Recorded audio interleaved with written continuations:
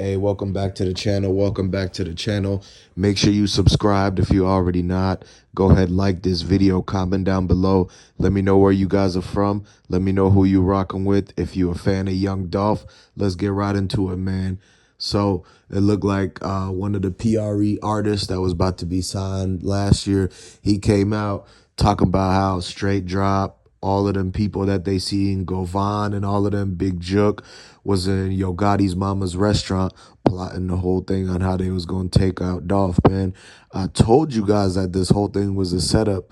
And if you didn't believe that everything that happened at the cookie store ain't really the way that y'all think it was, because you got to remember the people coming out the back door, the fact that even his own artist was acting weird, and you had that whole mix up with Trula and everything. Will come to find out, people from Trula actually rock with Straight Drop and Govan. So the funny thing is that it all comes back to CMG, because there's a mix up to where a lot of these people that used to be on Dolph's side, they used to be around on PRE side, they started secretly switching sides to CMG. Like, they got paid out to basically switch sides, learn, basically take the info from PRE, take the info from Dolph, and give it to CMG. That's how they were able to figure out where Dolph was going to even be that day. Like, if you really look closely to it, just look how Glorilla used to want to sign the PRE, and she would jump on the internet, on Facebook, on Twitter, dissing Yo Gotti, calling him a big head and talking about his baby mama and everything like that, right? So that's what Glorilla did. But then this year, she come to switch sides so quick, got paid out, and never said anything to commemorate Dolph, PRE, or give a shout out or props to anybody for basically raising her this whole time. Like, they're the ones who got her DJ Hit Kid, who really is the one who made that song that blew her up and made her famous. And then you got other artists too, like that they signed to CMG just for beef, like Blac Youngsta. And Blac Youngsta, a part of the whole thing, he tried to hit up Dolph 2 different times, and he's involved with this one where it was at the cookie shop too. But that's why dude is on the run right now. Like, everybody's saying Blac Youngsta been hiding out all year. If he's been hiding out, like, where is he exactly? Well, he's on the run. So y'all know that they trying to figure out everything. And especially since Yo Gotti's brother talked, Blac Youngsta is the next to get talked to. So you know he's on the run, hiding somewhere. And they got something to do with the fact that Bentley was on the scene. They took off on it, tried to hop on the jet.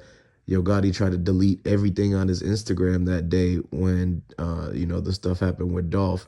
And then y'all got to understand, man, they did this whole thing as a setup, man, because you know that they was hating on Dolph like super bad, even with Yo Gotti's baby mama getting smashed by him. But she was the one that was choosing. That set the whole thing off, man. Not only that, but the fact that Dolph ain't want to sign to nobody in CMG. At that time, you got to remember, like 10 years ago, Yo Gotti was trying to be super thirsty to sign Dolph, but he didn't want to do it because Dolph already was making millions at that point. And, Mia J, with the millions that they got and the houses and the cars, like, hopefully she does the right thing and gives some of that to the kids, to the family, because Dolph had kids and everything like that. So everything that he had should be going to his kids, because that's the way that he was supposed to be planning it out to be. And, if Mia J don't make that right decision and she decides to sell everything, like a lot of people were saying that she already sold all the cars for 2.3 million. But now it's like, okay, well, the houses and everything like that since the kids can't drive the cars, then you're going to give the houses, you're going to give them money and all that, the funds coming in. They still got royalties. They still got income coming in from all the stuff that Dolph has set up through the years, man. And so they got that, and that should be for the kids, man. And then you got to understand the cookie shop people. The cookie shop people still, still haven't showed the footage, still haven't showed him actually walking into the store, his car pulling up or anything like that. So that's still something that's in the mix. And now you got 2-3 more people that went down for the Dolph, and they all telling. You got to understand that Big Jook, Yo Gotti's brother, told to get the Govan guy, which is Lotto Cash Desto's dad, like another rapper's dad, right?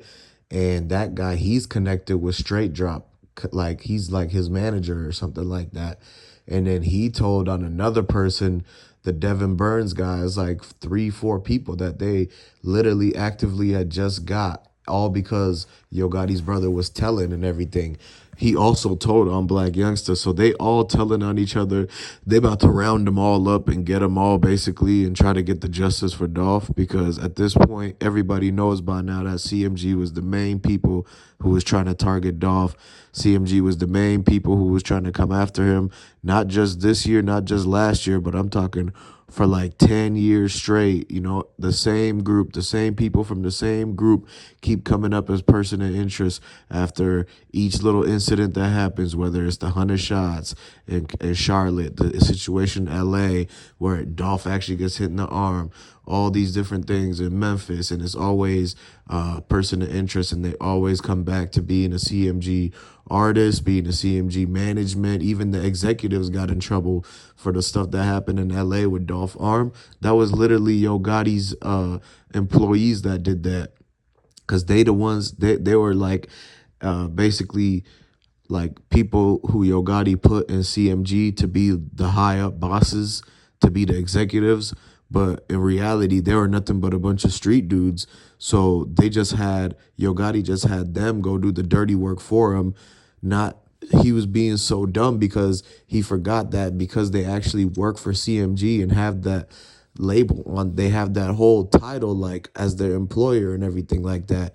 Then when they got in trouble for what they did, it was coming back on the newspapers, on the TV saying, you know, CMG employees, CMG execs, CMG producers or whatever.